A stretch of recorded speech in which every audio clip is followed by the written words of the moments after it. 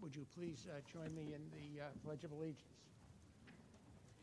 Pledge allegiance to the flag of the United States of America and to the republic for which it stands, one nation, under God, indivisible, with liberty and justice for all.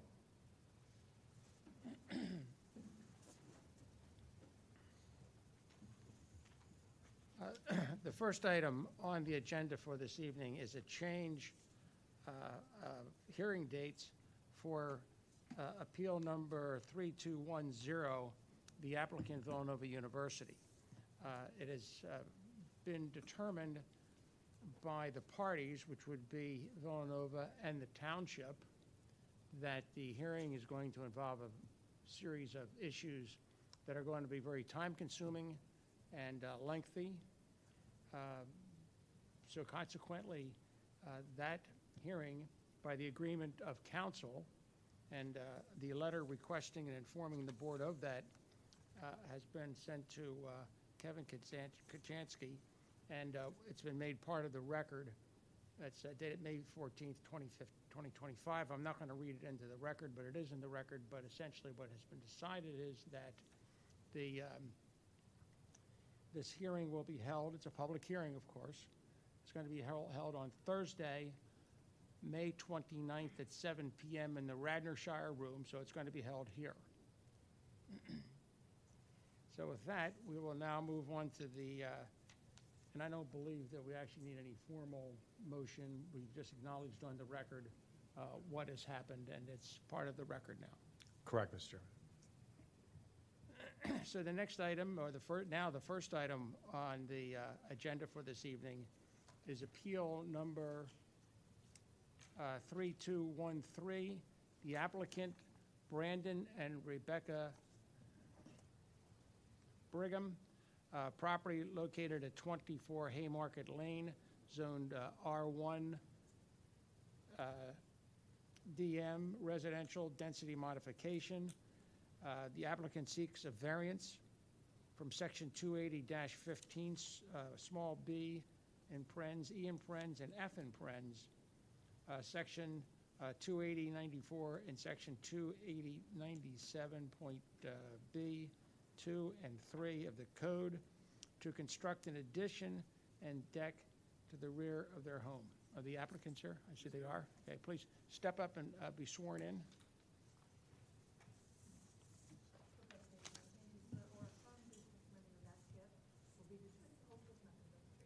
We do. And state your names one at a time. Rebecca Brigham. Brandon Brigham.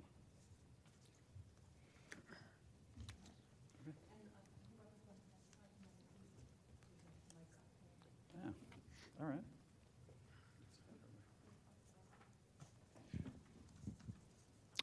Good evening. Wow, that's loud. I think most of our application is on the board, in the record already. We are requesting to build a single-story addition and adjoining deck onto the rear of our home that we have lived in since June 2013. When we bought the home, there was a concrete pad off 2 rear front doors, and a makeshift deck was laid over the concrete pad. What was laid over the pad? Looks like a makeshift deck. So the photographs of that deck are in the record as well. That deck is deteriorating, and we need to replace it. However, we learned when we went to evaluate replacing it and getting a permit that when we bought the home in June 2013, it was non-conforming.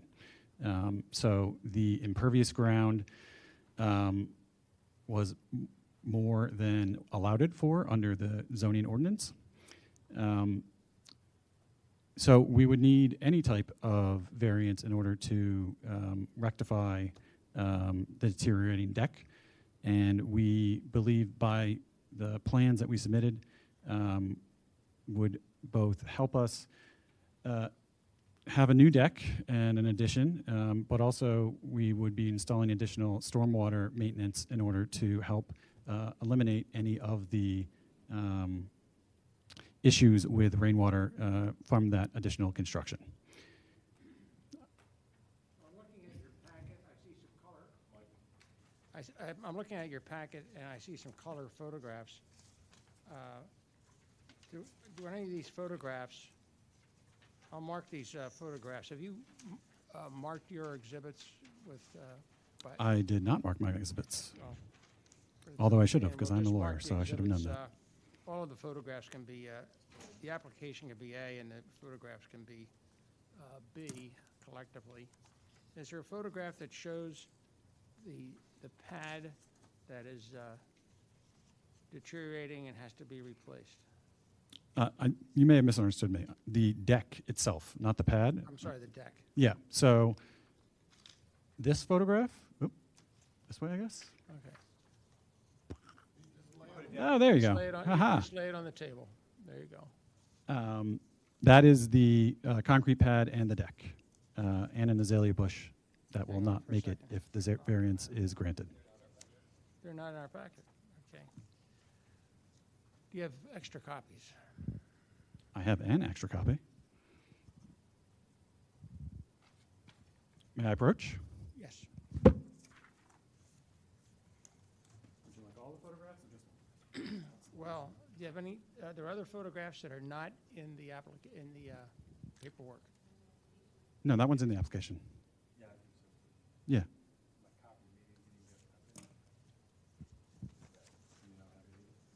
Yeah, so as part of the application, we were supposed to submit photographs of the adjoining yards and our Okay. property, and that was part of the application when we So- submitted. For whatever reason, the photograph that you handed up Mhm. was not in the packet that I have. So, okay. All right, so now we have it. And it's your testimony that it shows the rear of the house? Correct, And when you bought the house, this deck was there? correct, Okay. And this is what's non-conforming? correct, And is your intent to replace this with a new deck? correct. And an addition. So the addition would be on one side of that deck, and then we would remove the concrete pad from underneath the other portion and have a deck that would allow water to pass through it.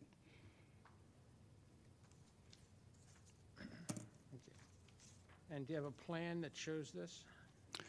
It was submitted with our application, yes.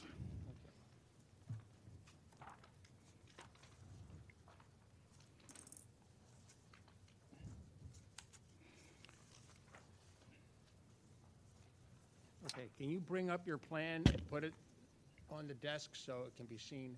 And then we don't have to riffle through the paperwork. We can get right down to what it is that you're going to be talking about, because it's, as the applicant, you should be discussing and pointing out, using the plans that make up your application or your appeal, so we can get a clear picture of what's going on, and we're all looking at the same document at the same time, okay?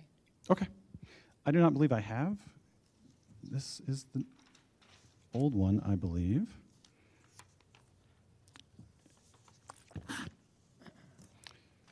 Well, we have some plans here that Correct. can you- And those are the plans that were provided to us from our architect. And we provided also the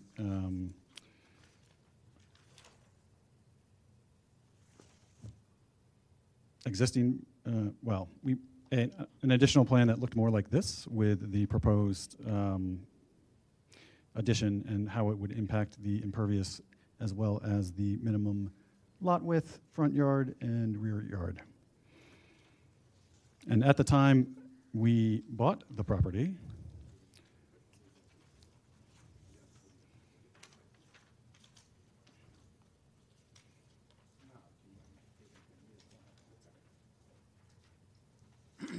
Okay, so we have the photograph that shows the existing deck and the concrete pad. That was there when you purchased the property, is that right? that is correct. Okay.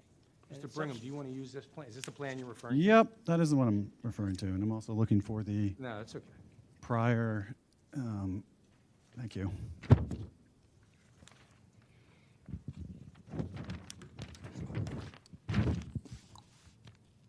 Mr. Chairman, you want to mark that one as C, the plan?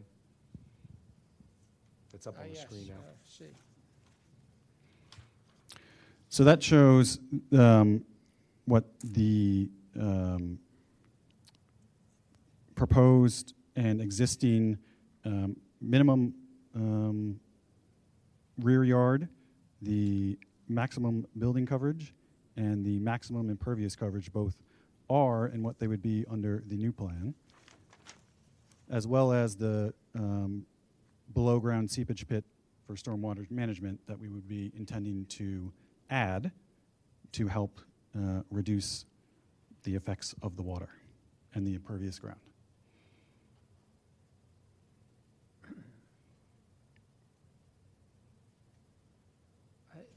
The deck that you're intending to put in, is it going to expand the size of the existing deck, or would it still be, would it just be a replacement of the existing deck? It would be a replacement of the existing deck. However, this portion that is shaded in would be additional from here to there, I believe. So the non-conforming use will be expanded, enlarged, is that right? Yes, for the rear yard, it would be additional 14 feet. However, there is in the zoning code, and I have to look up the exact section, noting that rear setbacks for these types of properties should usually be granted, given A, that our required space, if you look at the minimum lot area, is about a fourth, even less, when we purchased the property. So it's basically zoned for an entire acre, yet we only have a small percentage of that. So if we had an acre, I'd be happy to meet all of these requirements under the zoning requirement required and existing.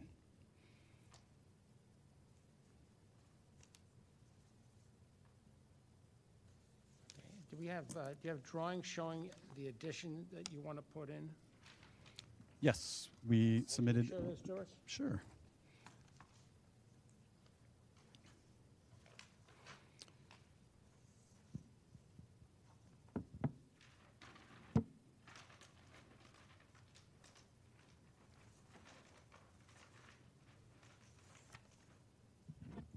And apologies for being a little discombobulated. I was at Camp Canadensis earlier and drove home for this and did not have enough time to get everything in order. So that shows what we are intending to build.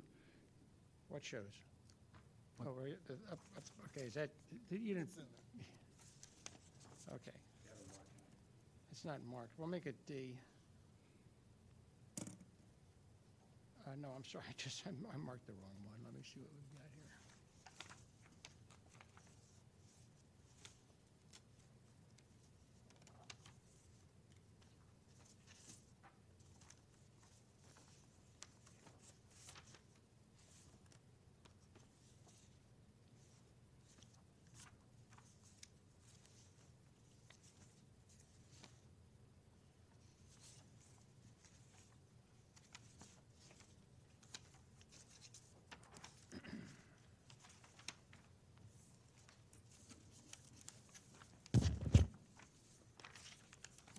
I don't seem to have that.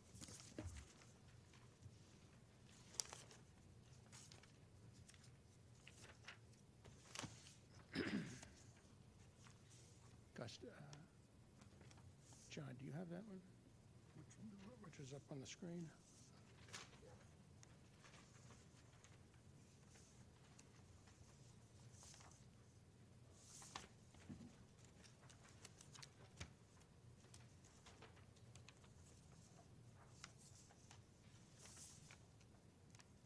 Yeah.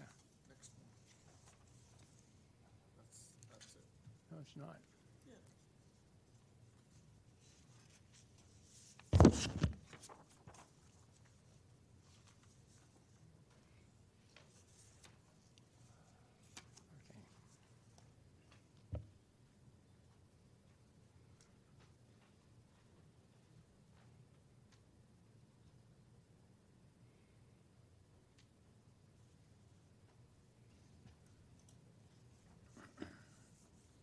So I'm going to hold up what I've marked D.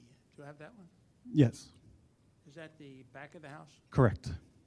And this part here that I'm circling with my finger Hmm. to the left of the That would be the addition. grill, is that the addition? That's correct, sure. Is that correct? Correct. And did you say there's some retention basin or water management?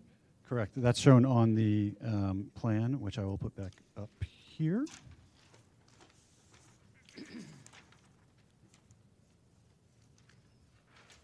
And where is it on the plans? Right there. We've marked that as Exhibit C.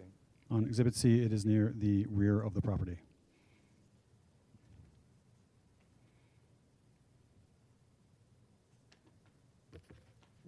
What type of stormwater management system or feature is it?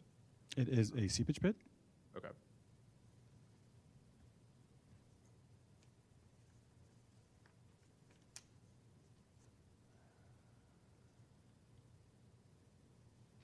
I see that it says seepage pit. Do you have any technical information about, how much water is it going to dispose of, how it's going to affect the current situation? I know that No, all I really have, sir, is that it would be 2% or 1.9% more impervious coverage.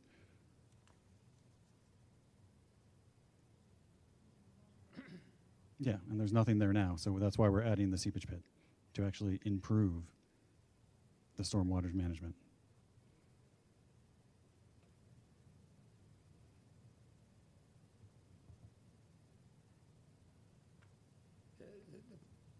what you want to do to the back of the house, is that going to increase the impervious area? Correct, 1.9%, it says on the plans. And how will the seepage pit affect that? I don't understand your question. Can you please rephrase it? Well, you don't have the seepage pit, it's not there now. You're going to put Correct. it in Right. because of the increase in the impervious area. Right. So we're trying to offset that by having the seepage pit. Mr. Chairman, assuming they're approved tonight and they go to the next level, Township Engineering will ensure that that seepage pit or any other stormwater requirements will be imposed. They won't get a building permit until they satisfy all of the township's stormwater regulations. I guess I have a question in regards to seepage pit. So you're saying it modifies the, do you have a percentage that it modifies the impervious? I see here that with the kind of additional impervious thing, it's the pervious percentage is 33.1%. Does this seepage reduce it by 5%? Does it reduce it by 1%? How does it affect the nature of the impervious surface requirement? I don't know that it does. I'm not a, I guess, land expert in land use management in any way. My contractor and my architect suggested adding that as a feature to help offset the impervious ground. But they didn't tell you how that would have, okay. No, they did not.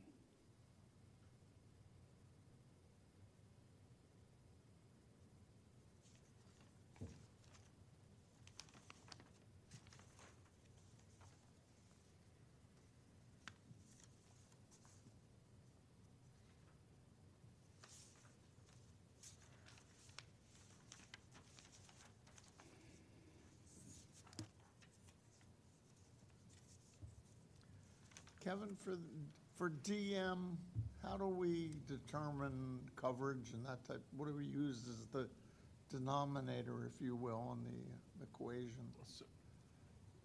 So the lot size. The impervious coverage is based off of the lot area, which is based off of the deed, excluding any area within the right-of-way. And then the impervious coverage is from the right-of-way in. It's the district limitation plus an additional 5%. And we don't use R1 standards. No, it would be 22% for R1 plus an additional 5%, so 27% impervious coverage limitations for this property. Okay. Specifically this property. This property, because it's in the R1 DM district, it's that entire neighborhood. Okay. Your density modification, it's R1, but what you do is you make the lots smaller and leave open space. It was a development option for developers. It's still in their code that provided some flexibility to cluster the homes and provide community open space and preserving natural resources. And yes, and we do back up to that open space, which I believe is shown in the photographs as well.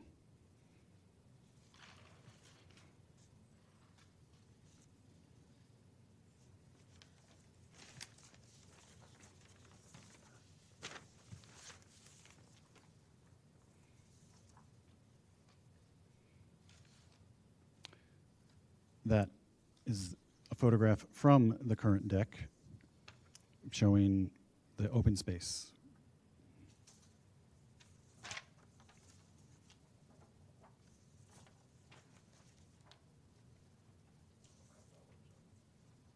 Or part of it, I guess. Do you have that one? Yeah.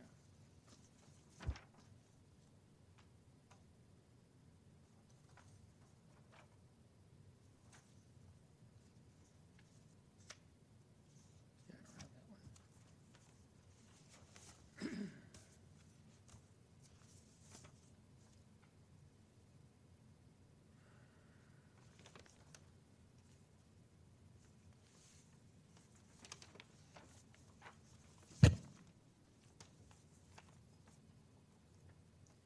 That particular, that photograph, I don't have that.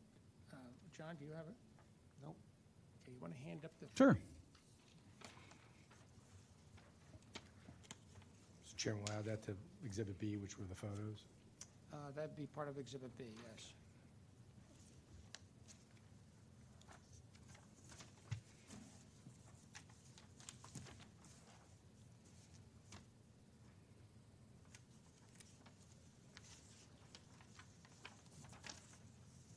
So to clarify, you're 6 percentage points above the requirement for the permeable land, and by adding the storm pit, it's making the situation worse by 1 point?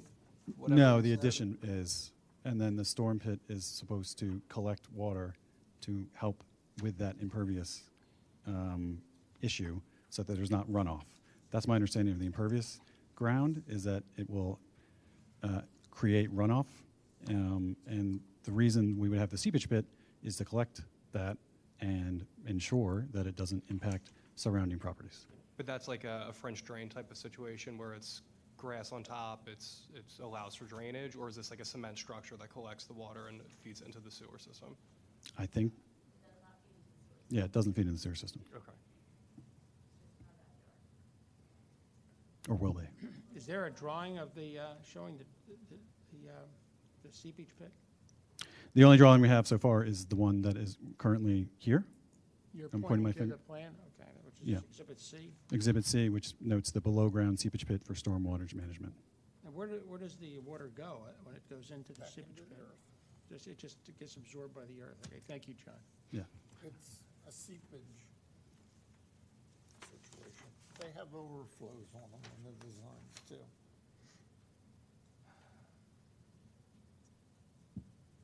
So I do have a question. So as part of our review of any of like the relief requested, one thing we always have to ask is like, what considerations were given for this to be like the minimum relief that you and your family need? Sure. It's not in excess.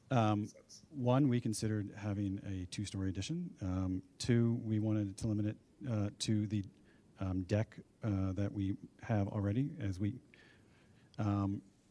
that similar area, so we're not expanding as much more.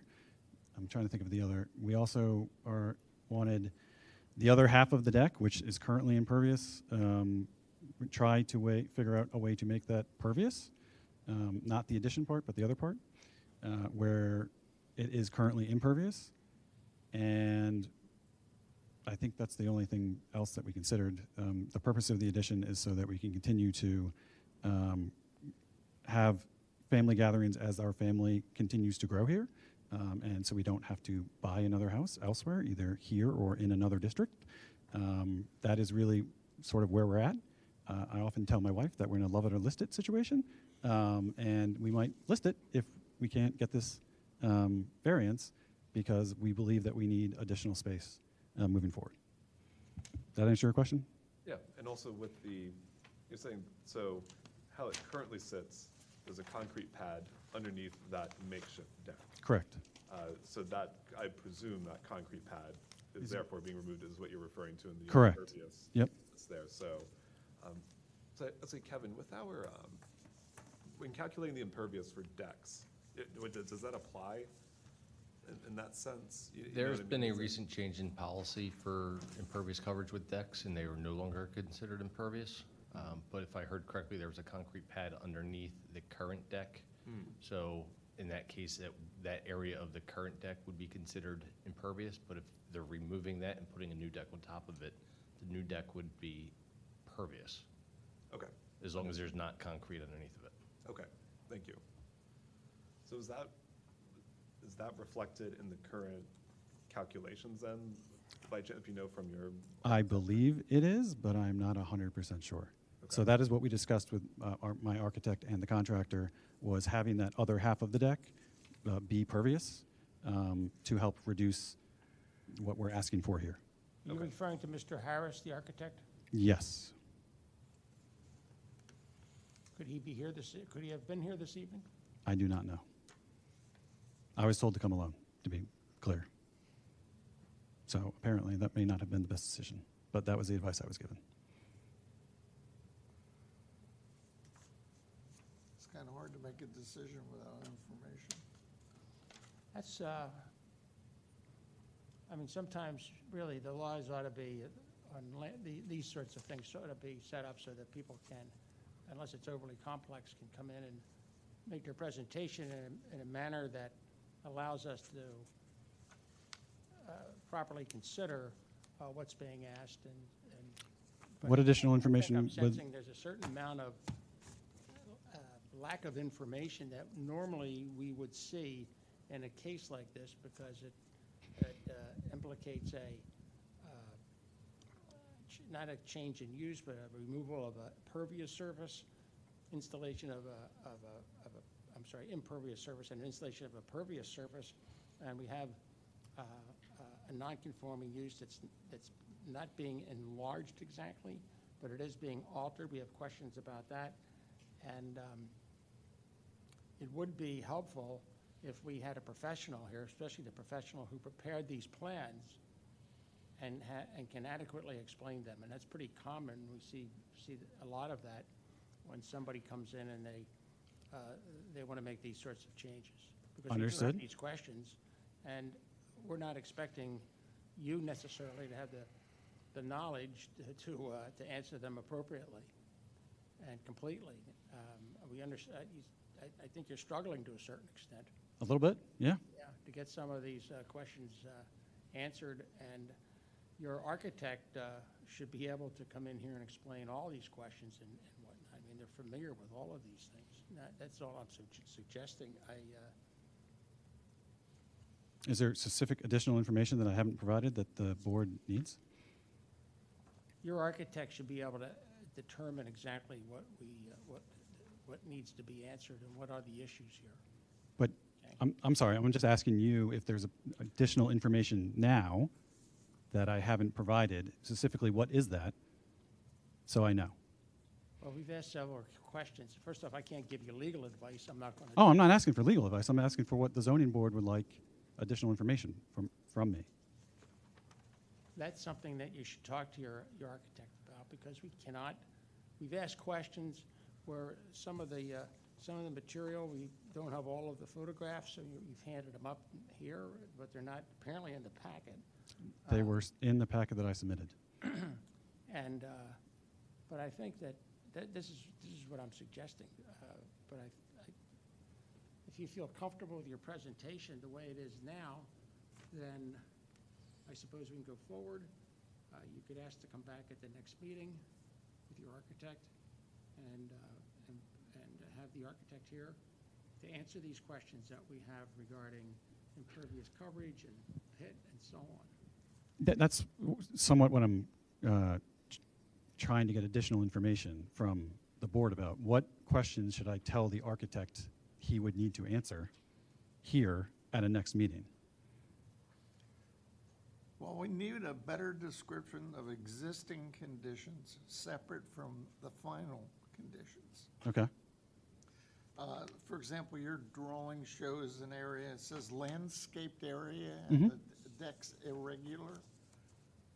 Yes, it's Well, not. then- It's Then not. you are increasing the coverage with the new addition. What we heard a little while ago made me believe that it was a 1-for-1. It's a 1.9. I've said that repeatedly. It's a 1.9 addition of the impervious ground, and that we're adding the stormwater to help with that addition. Well, you would add the stormwater because it's greater than 500 square feet, right? It's not greater than 500 square feet. That's why it's 450. I don't know the size of the addition, All right. but the deck would be excluded from the Yeah. coverage for stormwater management. Right. We actually But the- purposely but the kept it, room- yeah, under 500 feet for that reason.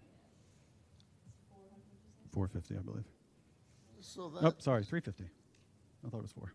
350. 350 is all for the addition, that's all that is. and the zoning data table shows requirements for R1, not for your lot. No, that's incorrect. So if you look at the plan, it says R1DM. And then if you look, I believe Mr. Kochansky, if I'm saying his last name correctly, pointed out the R1 impervious would be 22%, but you add another 5% because it is DM, and it is 27% on the plan. No, that's not what I mean. Okay? There's a listing that says zoning data, and underneath it says required. Yes, that's what I was referring to. They're the requirements for R1. No, they're not. They're they are for R1DM, meaning, 40, a full acre? yeah, we don't have a full acre. I know you don't, Correct. but your calculations have to be based on lot size, so the requirement in this case was the as approved. Can you say that again? The numbers that we use is based on the deed book, basically. Mm-hmm.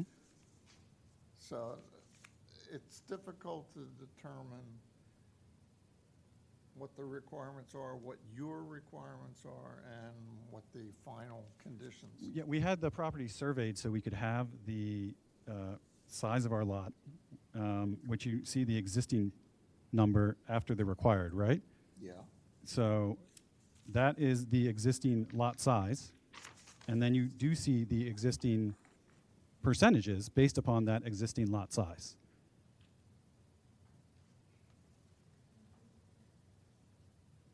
Oh. Sorry.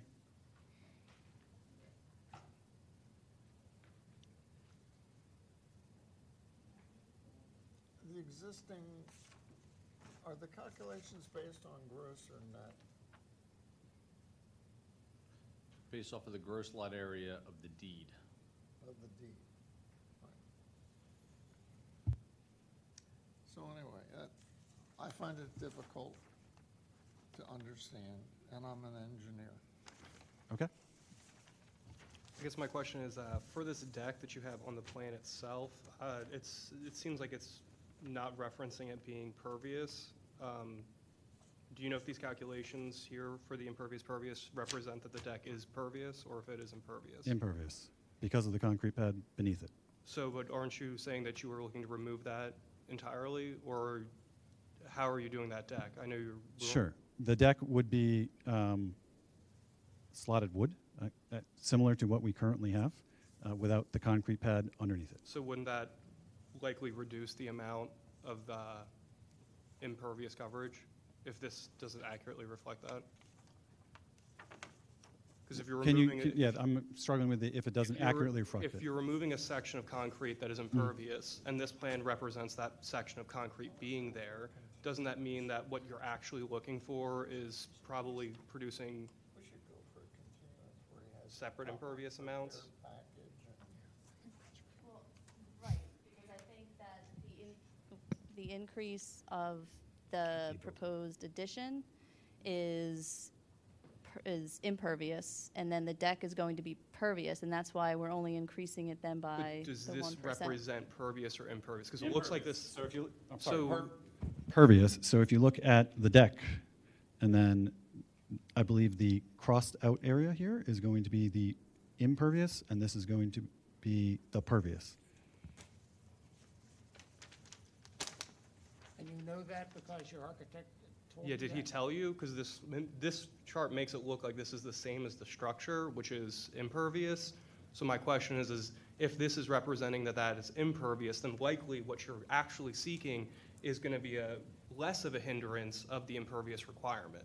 So that's why I'm just seeking clarity on this, because the Understood. way it's representing, it makes it seem like you're asking for way more than what I think you're asking for. I think we're asking for a 1.9% increase based upon the proposed amount on the right-hand column that I'm pointing to. I'm going to make a suggestion. I'm getting the sense that the board up here is not getting a clear idea of what it is that you plan to do here, and that you're repeating what a professional architect has told you. That's hearsay. Now, we can listen to hearsay, but it's been suggested a couple of times now that you may want to ask for a continuance, which we're willing to grant. I would have to pay for a continuance, is that correct? Pardon me? I would have to pay for a continuance, is that correct? No, I don't believe so. If we continue at this hearing, there's no continuance fee. Understood. So, but there is a continuance fee if I ask for it outside of the hearing. That's why I was asking. Correct, because we would need to re-advertise. Okay.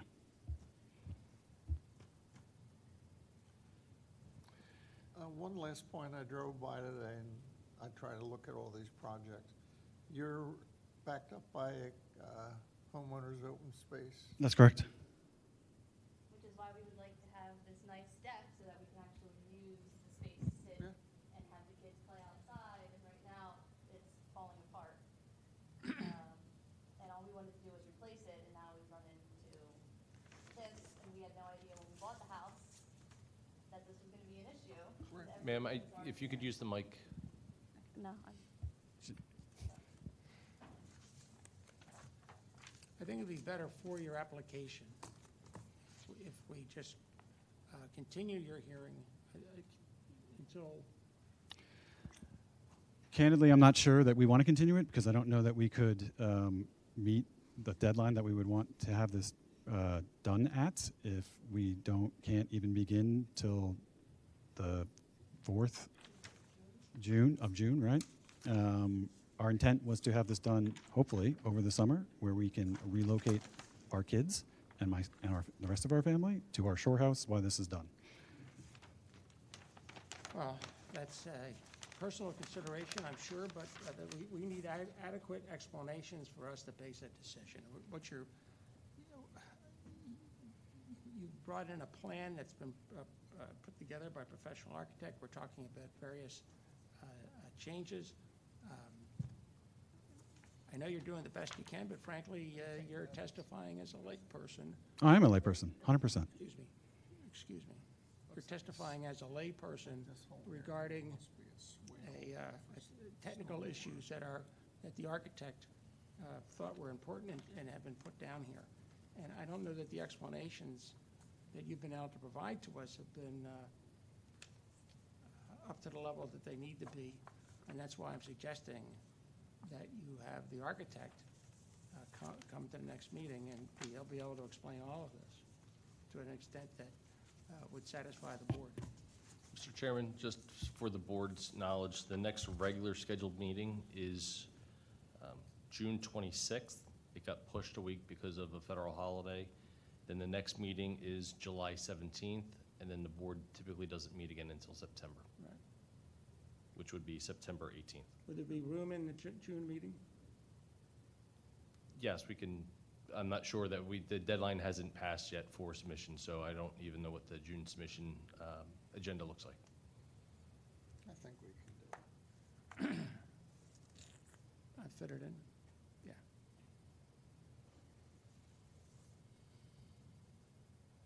Is there a pending question, or are you asking me whether or not I want to ask for a continuance? Yes. Let me confer with my wife, please. Say that again? Let me confer with my wife briefly, please.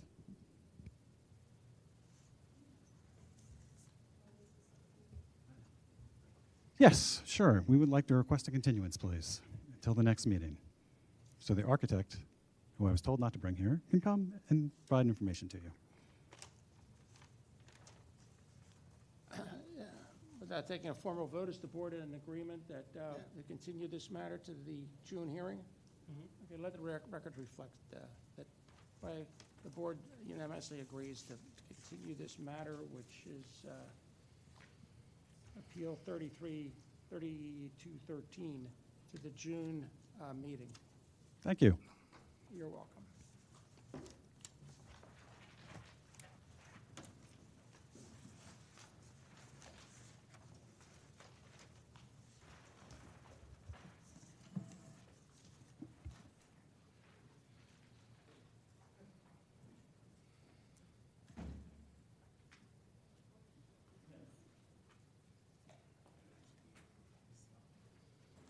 Oh, yeah, your plan. You want it? Yeah. We'll print you another copy.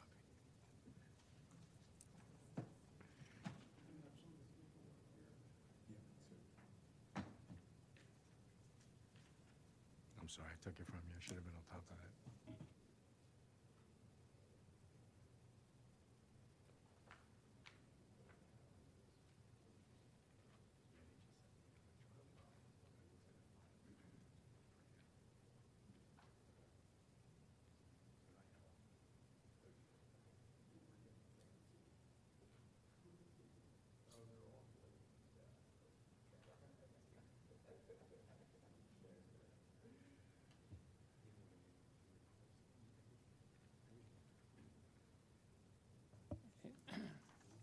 The next matter on the agenda is appeal number 3214, the application of Gary and Anaora Cutler, property located at 1 Rodney Road and zoned R4 residential.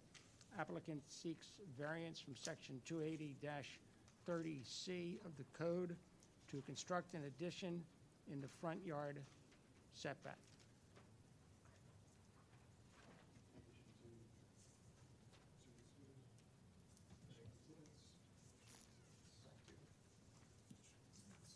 Oh, can I have an extra one for the, did you get an extra one? No. There you go.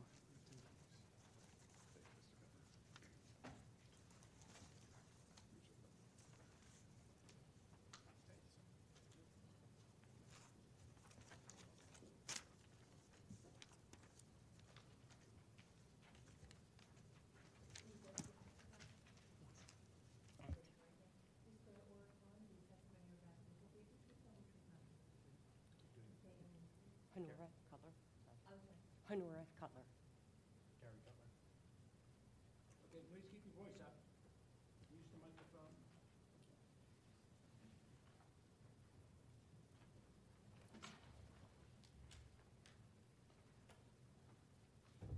Thank you for the opportunity to.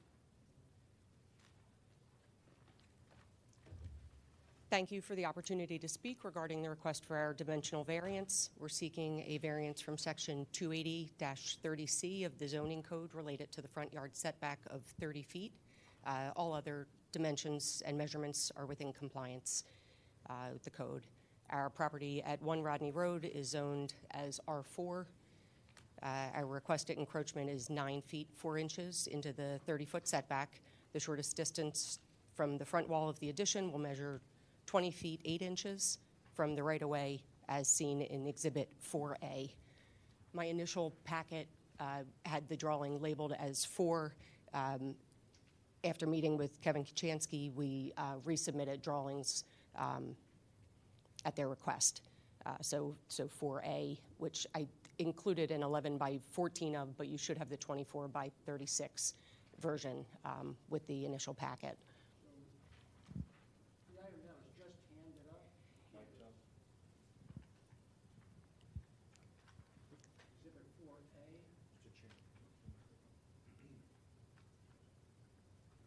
Yeah, the microphone turned on. I included a version 4A just to document that there was a different version from the initial submission.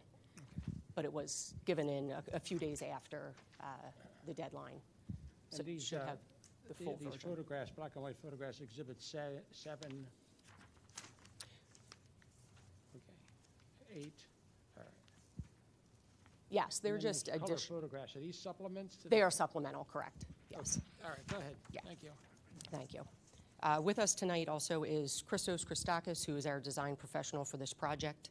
And I also just wanted to mention that we're currently permitted and have begun construction on the back and the inside of our house, which we've obtained all necessary permits and all was by right with no variances needed. So we are kind of treating this as 2 phases of the project, and the variance is specifically for the phase 2, which is the front, which is in front of you.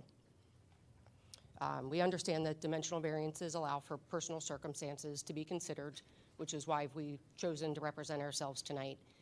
We appreciate your time in hearing why we believe our situation meets the hardship criteria for approval.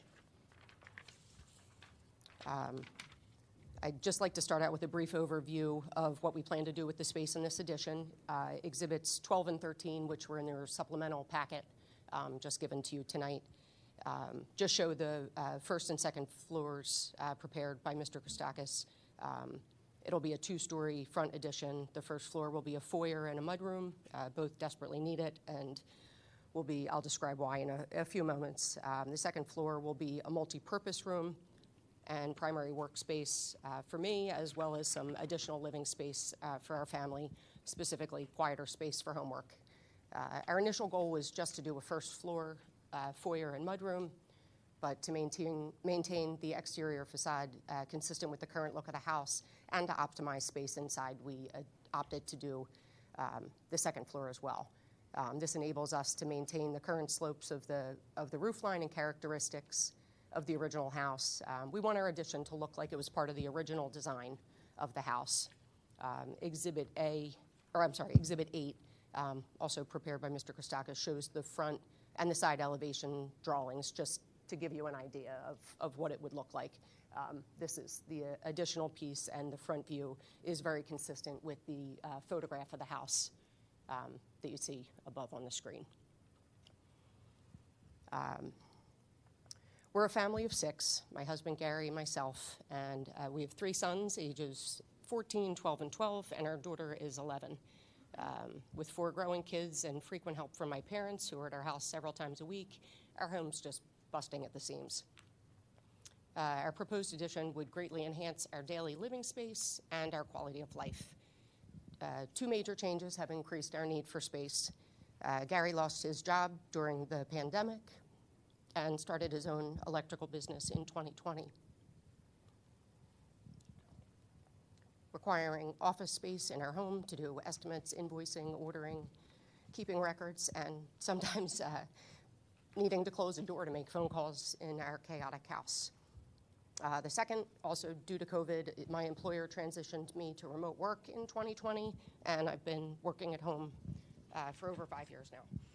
So while the flexibility of working at home has been invaluable as a full-time working mom, it also means that I pause my workday around 4 o'clock when the kids get home and then resume my working later at night. Working later at night's challenging. I can't use my current desk because it's 6 feet from our bed, and Gary goes to sleep fairly early because his alarm goes off at 5:30. We're constantly rearranging our space to accommodate everybody's needs, and the setups become dysfunctional and inefficient. Life lives very differently now in 2025 than it did 75 years ago when our house was built. And we're hoping to modernize our home to better accommodate our family needs while remaining in Radnor Township. Could you go into the, in a little more detail into the, excuse me, the proposed addition for which you're seeking relief? Sure. You don't give me the big. What the variance is for a setback. Originally, when we started making our plans, We stayed 30 feet back from the curb, and Mr. Christakis maybe can speak better to answer your question more efficiently. We kept the addition 30 feet back from the curb, not realizing that the right-of-way is 11 feet into our lawn. So our current setback from the right-of-way would be 20 feet, 8 inches instead of 30 feet. Measured from the curb, it would be, and the curb is here. We're on a cul-de-sac, so our driveway comes out here where you can see this is where our driveway ends. But the right-of-way, because of the location of our house in a big cul-de-sac, the house is tilted. The property's not exactly square to the street. And the addition, is the addition that across the part of the, it's hard for me to see this. Is the addition, going back to the other exhibit, the one that you just covered up, I'm sorry. Yep. that crosshatched portion there, is that the, Yes, this Okay, right right here, there. this square that's with the diagonal lines is the addition. There currently, what you're seeing next to it is we have a front porch steps and planters here. That will be removed. And originally, we kind of thought we would put the addition where the front porch was, but in making the plans and with it being 2 stories, and for the look of it, we wanted to center it on the house, as well as be able to access our steps come up the front wall, and we needed to be able to have the addition centered because the top of the steps would come here, and we would need access to the front room. So we kind of went from the front porch is here, and it's, well, impervious surface isn't our issue, but we were roughly making it the same size as the front porch, but centering it. so in the area that, the part that you're going to remove, that would, on this drawing is to the left of the hedge? Yes, right here where my finger is. What's is going to be there in grass, its place, if anything? grass, Grass. plantings, flowers. Okay. Mrs. Brim, this is part of Exhibit 7, correct? Just to keep the numbering correct? This is actually Exhibit 4. 4? 4, yes. Yeah. 4A. 4A Okay. was, it wouldn't be labeled A on your I see it there as 24 well. by Thank you. 36. Just so we're referencing the right exhibit. Thank you. Yeah.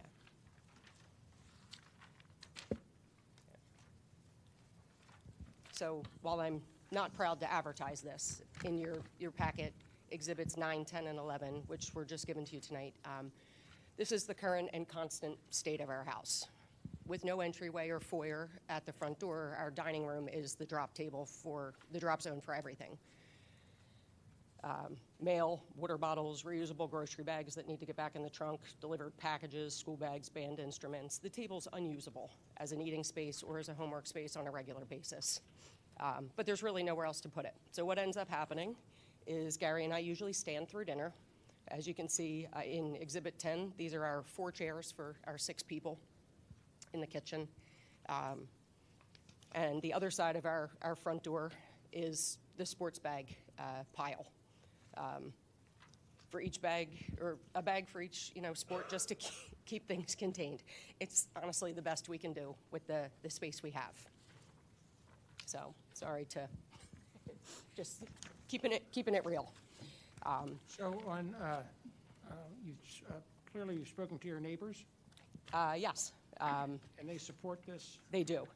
Moving out's not something we ever wanted to consider. We love our neighborhood, and as you can see from the 3 pages in the original packet marked Exhibit 3, many of our neighbors have signed a letter of support for this variance. This is Exhibit 3A. It's an aerial view of our neighborhood. So in addition to the required mailing, notifying everybody within 500 feet, I made sure to personally speak to every neighbor who can see our house or the cul-de-sac.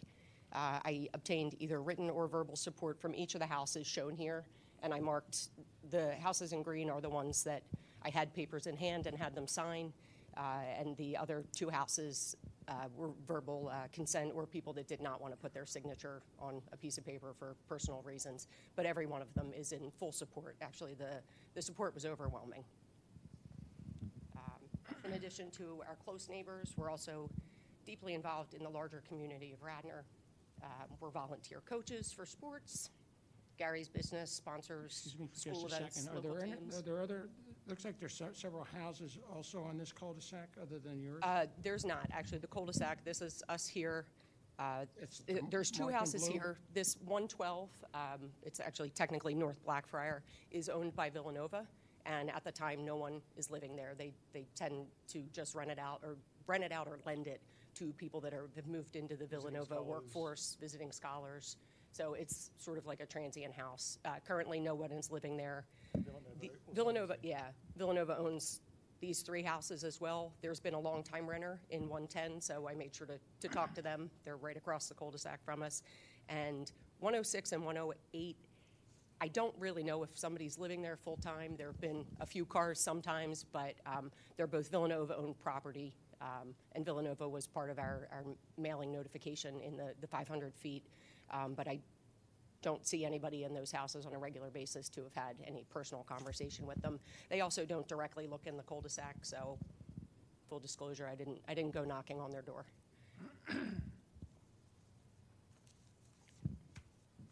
So now, Ms. Cutler, what is the current square footage of your house? I'm just curious of, sorry, I know that's maybe a little bit of an off question, but just curious kind of, or just roughly, so. I was going to say 2,200. Gary's saying 24. Oh, yeah, Yeah, hold on. we have to have you sworn in before you testify. No, it's okay. All right. Do you want your, Yes, please. so he has to come on up and be sworn in. And raise your right hand. Do you swear or affirm the testimony you're about to give will be the truth, the whole truth, nothing but the truth? I do. And state your full name and spell it for me, please. Yes, Christos, first name. Last name Christakis.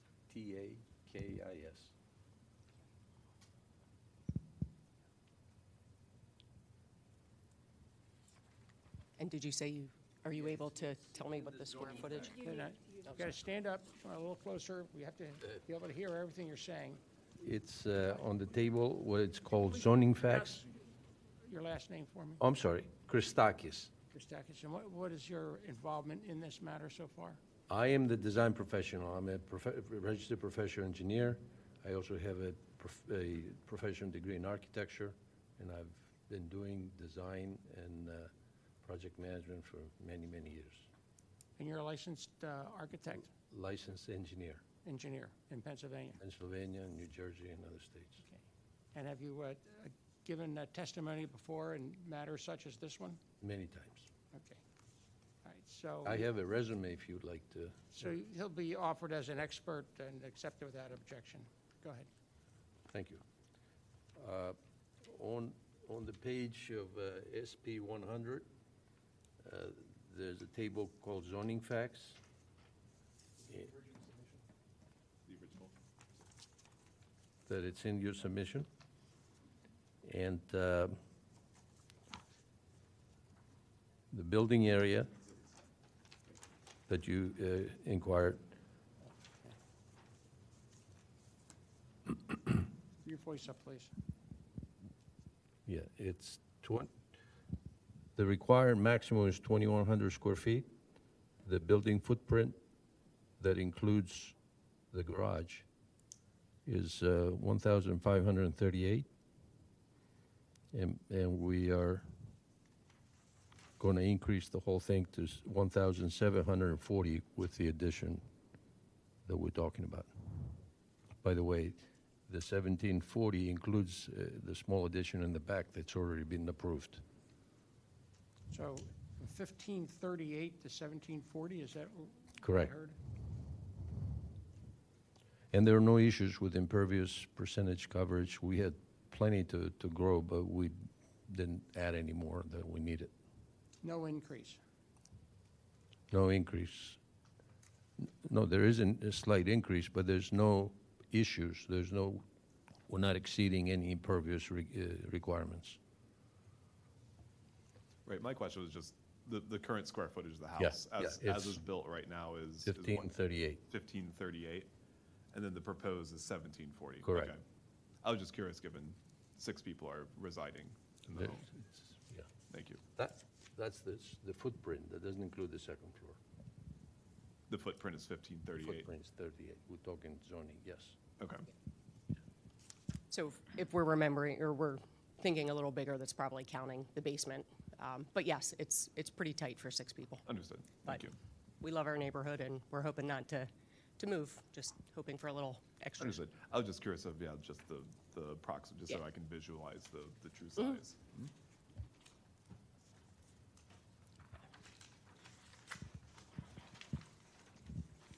And we did look into seeing if we could increase square footage in a different way to not need a variance. Our next-door neighbors, a builder built it and sold it. They increased their square footage vertically, which is not really where we need the square footage. We need usable space on a daily basis. As you can see from, it would be Exhibit B and C in your packet. Our neighbor's house looks significantly larger. It doesn't really conform to the look of the neighborhood. We're really trying to keep in conformity with the look of the neighborhood and get the square footage where we need it, which is on the first floor. And, you know, if I'm working while the kids are home, I don't want to be up on the 3rd floor while they're running around outside. So really, and as we get older, we don't want another flight of steps. But that would really be the only way to increase our square footage vertically without this variance.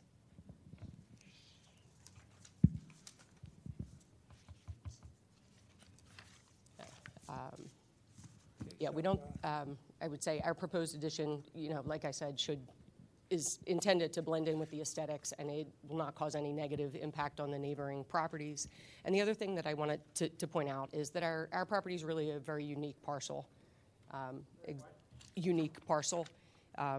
Where it is situated, this is an aerial view, Exhibit 5 in your packet, was in the original packet. Our house is tilted on the property, but it's situated in the corner of a large cul-de-sac with an island. It's got ample open space in front of it. We don't believe that awarding this variance would diminish the intent of the ordinance for homes zoned as R4. Our addition, while beyond the setback, will not visually disrupt the look of the street, obstruct any views, or crowd any of the neighbors. Where the 50-foot right-of-way lands is not on someone else's property. It's actually on the center of the island. So it really will not encroach on other people's space, you know, and our neighbors, you know, all agreed, you know, and support it. Christakis. Do you have anything else to add?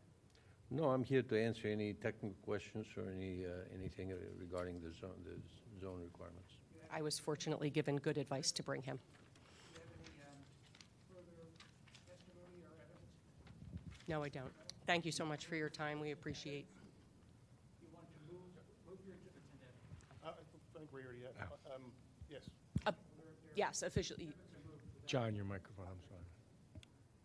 Yes, please Okay, so accept the additional. Your exhibits are moved into evidence without Thank you. objection. Does the board have any questions? Any more questions? So just overall, I believe you mentioned it earlier, and it's listed, we're in compliance with impervious, lot coverage, all the ratios. All the just- other setbacks. Just the only relief would be that front yard Right, setback. correct. Okay. So, and just in terms of, this would be in light of any sort of variance provided, this would be the least relief necessary? then Yes, we for your believe so. purposes? Yes, Okay. Those are all my questions. Thank you. thank you. Any public comment? Seeing none? Any board discussion? I'm sorry, I will call for a motion.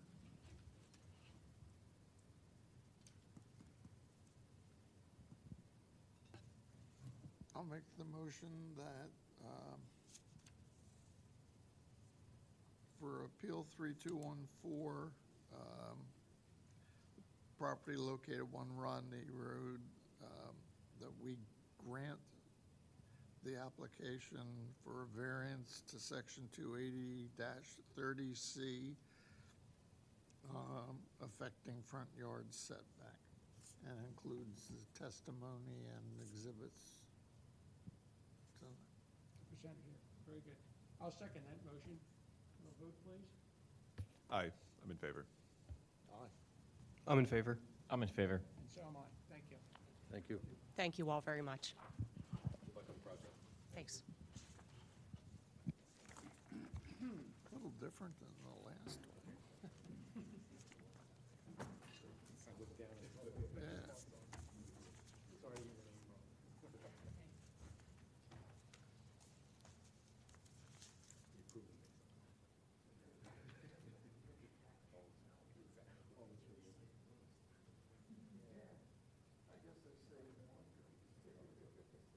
Yeah. The next item on the agenda is Appeal 3215. The applicant, Fearless Restaurants. Property located at 395 East Lancaster Avenue and zoned BP Planned Business. The applicant seeks relief from section 280, 12, 3G regarding institutional signs and 280, 122C, D in parens, relating to height above existing grade.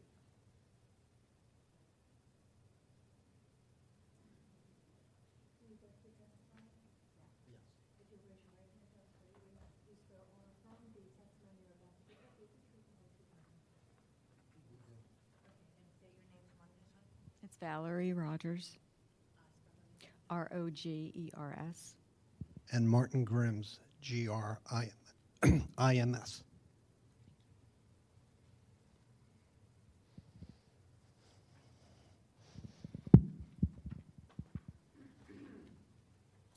We're here this evening to ask for relief in terms of sign height for an instructional sign.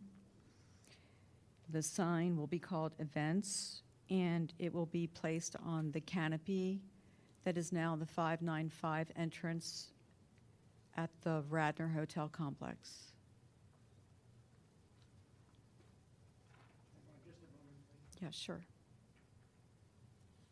What is the exhibit, except we marked that the exhibit that says events at the top, is that kind of marked one? I mean, I'm sorry, when I submitted it, I may have put something, but I'm not sure if I did.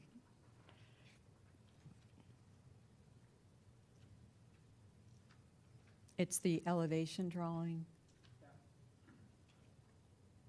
So, just for housekeeping purposes, we'll mark your application as A. In other words, that's your submittal.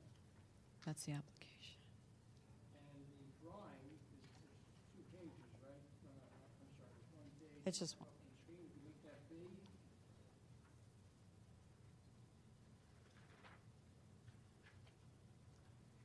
I think there's a second page, is that right?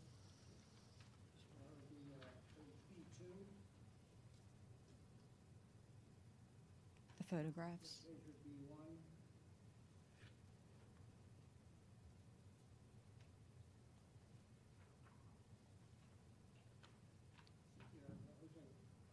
One page with 4 photographs.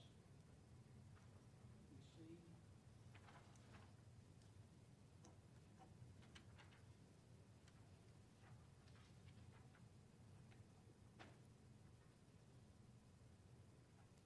And there's an addendum to the zoning hearing board application.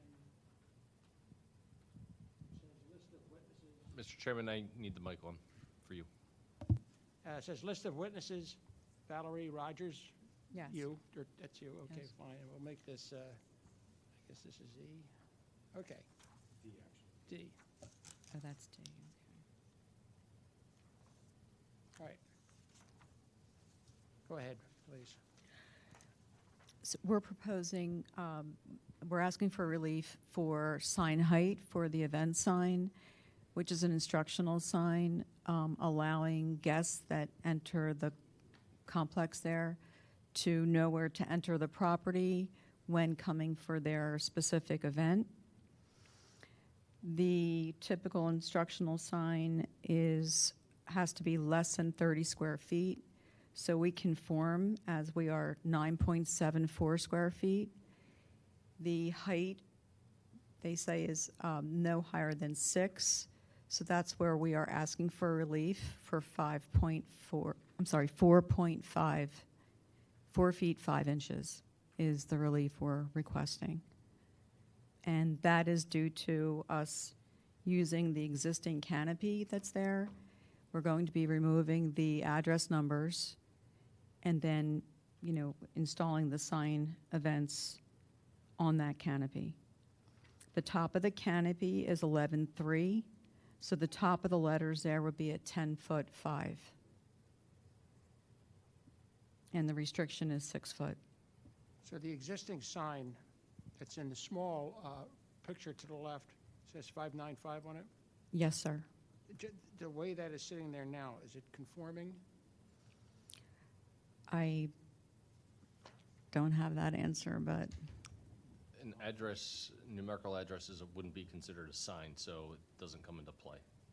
How about the height of the structure that it sits, that the numbers are on? I think it's the same structure, is it not, Val? yes. Okay. We're That's just- what I wanted to clear up. I wasn't sure.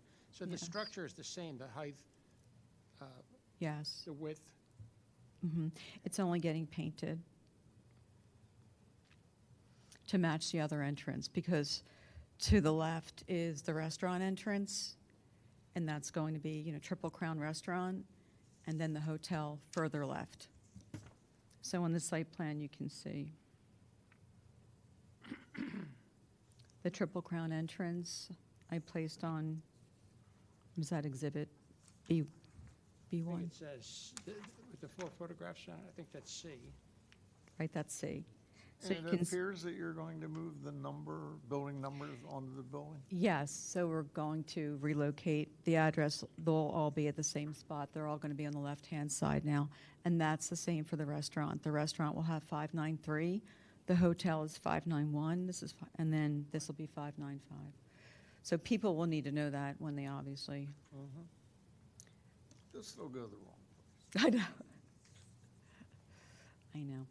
And the thing is, you're inside the complex, so you're not going to see it until you're actually in there. But it's not like it's difficult to see, especially in the summer when you could see, like I stood on the sidewalk here on Exhibit C, bottom left photo. I stood on the sidewalk and took that picture in between the trees, and that was before the trees were in bloom. So you'll see it. You'll see it when you get inside the complex. What kind of a restaurant is Triple Crown? Triple Crown will be an American restaurant inspired by equestrian lifestyle, Ralph Lauren, bodes to the mainline equestrian lifestyle, featuring fresh fish, meats.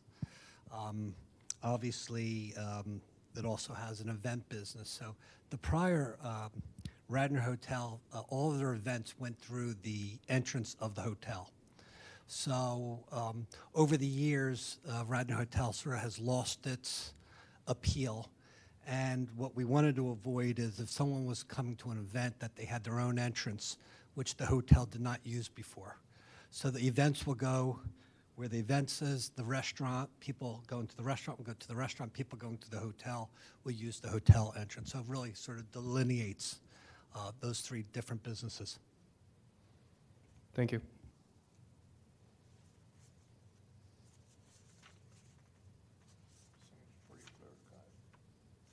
The other thing to note is that the building from the road, from Lancaster Avenue, sits down. It's in a gully, so it doesn't appear to be as high when you're at street level.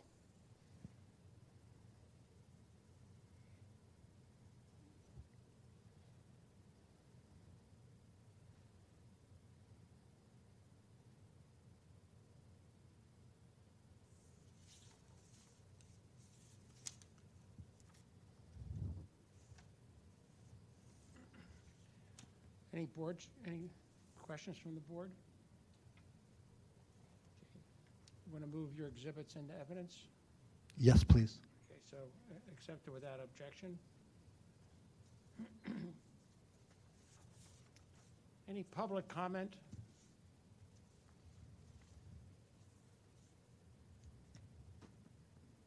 Seeing none, I'll call for a motion. Go ahead.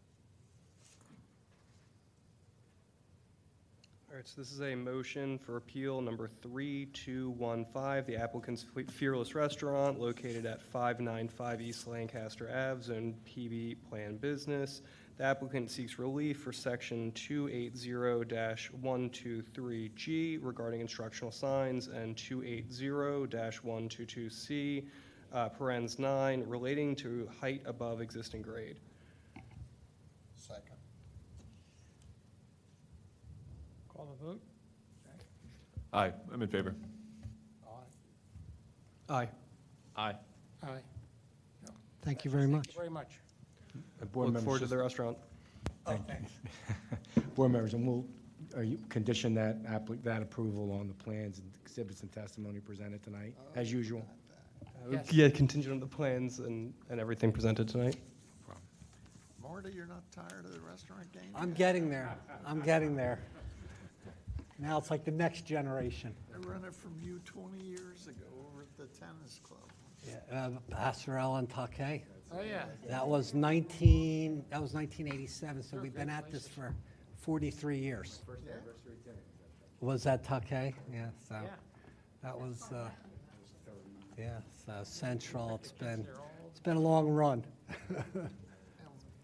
So, you know, obviously, we're big fans of Radnor, and when Mr. Bages approached us about sort of reinvigorating the hotel, and it really just needed a reinvention, and obviously, you see all the work he's doing together, you know. It was good at the Wayne Hotel, and that's when Steve said, "You have one more in you? Can you help me do this?" So, yeah, it's a great location, obviously, and the area deserves sort of a nice hotel. But, Okay, thank you very much. thank you. Okay, the next item on the agenda is appeal number 3216. The applicant, Alexandra Morrison, property located at 116 Poplar Avenue and zoned R3 residential. The applicant seeks relief from section 280-105F to construct a driveway in the front yard setback.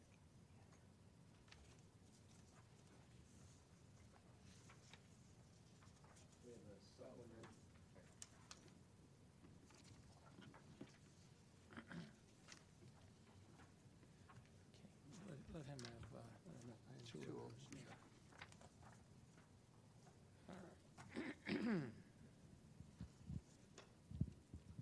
Okay, so we'll mark your application as A.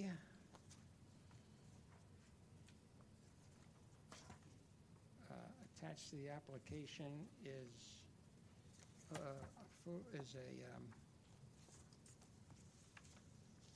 a drawing. Some photographs. Make that B, and a photograph with a line drawn on it. We'll make that C. And now we have some other photographs. Well, we can mark these collectively D, and then number them as we go through if you refer to them.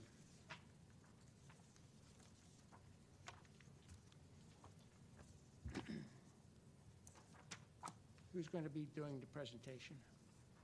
Okay, Will you be speaking at all? I will be speaking. I'm counsel. Oh, okay. Okay. What is your name, please? Andrew Zoller, Zoeller. You swear or affirm the testimony you're about to give will be the truth, the whole truth, nothing but the truth. Okay, thank you. And state your name, please. Alexandra Morrison.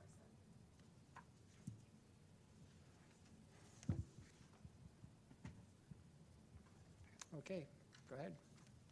Thank you for taking the time to hear my appeal this evening. My name is Alexandra Morrison. I'm the owner of 116 Poplar Avenue in Radnor Township. Oh, can you hear me now? Okay. Oh, sorry. I'm here to respectfully request zoning relief to permit the installation of a driveway on my property in a manner consistent with the other homes on my street. The driveway I'm seeking to install would align with the pattern already well established in our neighborhood. In fact, just 6 months ago, my immediate neighbor was granted permission to install a driveway nearly identical to the one I'm proposing.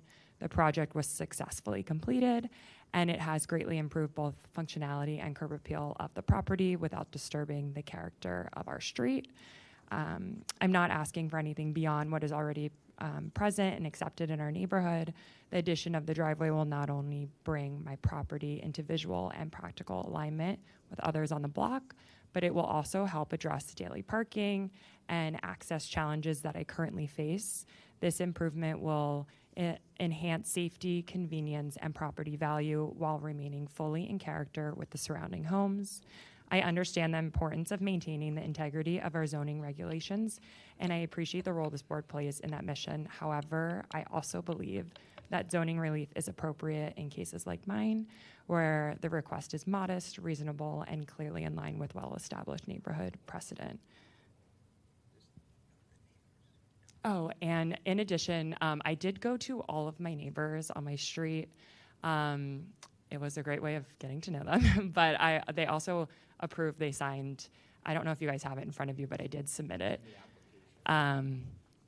Of them over, they all approved for the driveway specifically, especially the neighbors right across the street, as their driveway aligns to where I currently park. So I have a question. Sure. Looking at what I've marked B, which is a drawing. Yes. One of the things we need is to have an accurate description of the dimensions of the proposed driveway. It appears that it's 10 feet wide. And what is the length of it? The length of it is 34 feet. Sorry. 34 feet. And it goes from the street across the sidewalk up to my property. And how many cars do you tend to park at that? Two. 2 cars in that Yes. location? Okay. Side by side or? Straight up and down. And there's also a drawing. I'm not sure how to interpret the drawing. Yes, that's not fully. I marked it C, and it's. Yes, I know which one you're speaking to. Goes across the- Yeah, I think that's improperly marked. So the driveway would be right along my sidewalk that goes to my house, and then it would come to where the mulch is, essentially, where like from the bushes over. So my finger is on this one. It doesn't have the line on it, but it essentially would come here, all the way to here. Okay, it would not, and it would not extend, the parking area that you're contemplating, correct me if I'm wrong, but it would not extend all the way up to where that cement walkway is, at least. Correct. Correct. It's just going to be a little bit shy of there.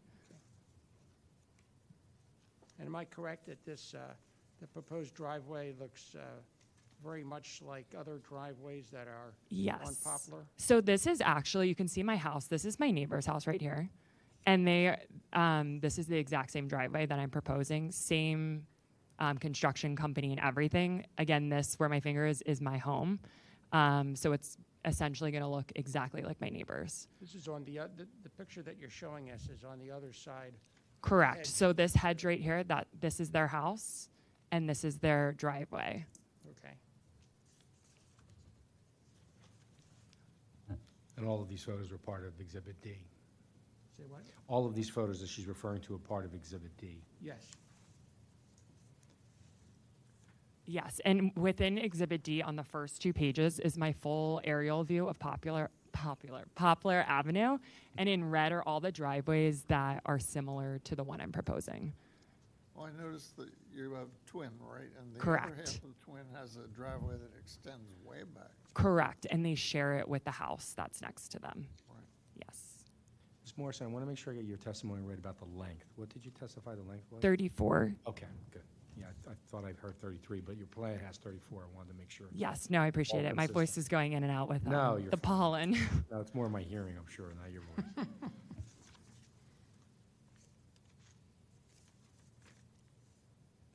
And the remainder of the photos, I essentially just went around the neighborhood and took similar photos to driveways. So this is either on my street or the street over. Additionally, there is a brand new property on 406 St. David's that has the exact same, I don't have a photo of it, I apologize, has the exact same driveway I'm proposing, and that house is listed currently online. Kevin, there isn't any issues regarding impervious? No, this appeal started with the submission of a grading permit application, at which point we reviewed the issues for impervious coverage and the parking in the front yard. Impervious coverage was shown to be compliant, but the parking in the front yard was not permitted, so that's what ultimately brought Ms. Morrison here. Okay.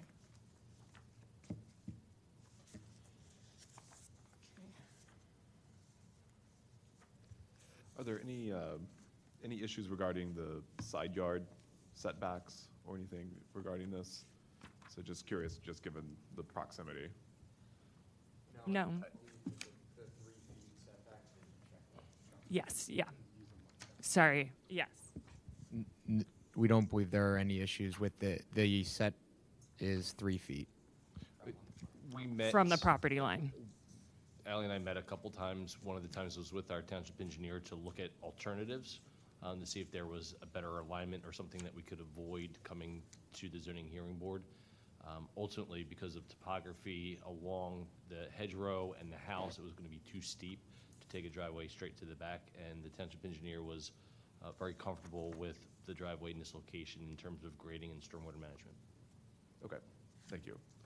Within Exhibit D, there's a photograph of one of the houses. I'm pretty sure this house is on, I'm not 100% sure now that I look at it, on Poplar. That's street over, so it's a street over from Is that Poplar. Peachtree? I believe so, yes. Have you considered a driveway such as the one that they have? It looks like there's stone in between the cement and it's probably pervious. Have you considered something like that? I have not. To my understanding, that I'd have to get your approval for any type of driveway in my yard. And in order to align with the look of my entire neighborhood, that's why I'm proposing just a Okay, straight asphalt driveway. right. Okay. And you'll move your exhibits into evidence? Yes, thank you. Very good.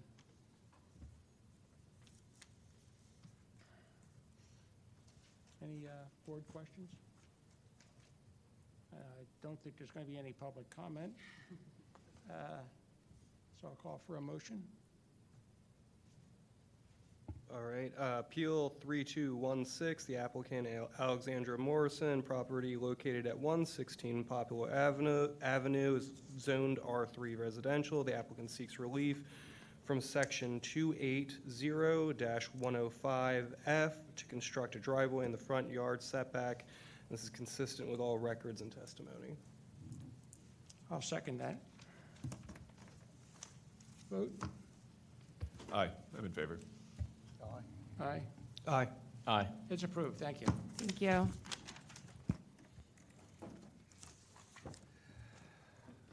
Okay, so no further business. We're done this evening.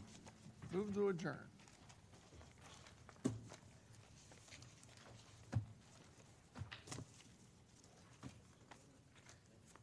just love when people come in and Thank you so much. Good luck with the project.